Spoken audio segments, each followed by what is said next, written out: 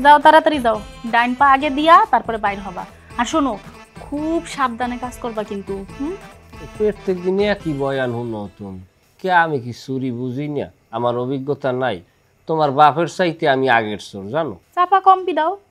আমার বাপের বয়স তোমার বয়সের চাইতে ডাবল। তুমি আমার বাপের আগে কেমনে চোর হও? আরে অবুজ মহিলা, চুরি বিদ্যায় বয়সের বিবেচনা হয় না, অভিজ্ঞতার বিবেচনা হয়। তোমার বাপে যে কয়টা বাড়ি চুরি করছে, হ্যার চাইতে মিনিমাম আমি 300 বাড়ি বেশি চুরি করছি। হইছে হইছে, এবার চুপ করো। শোনো, এদিকে আসো।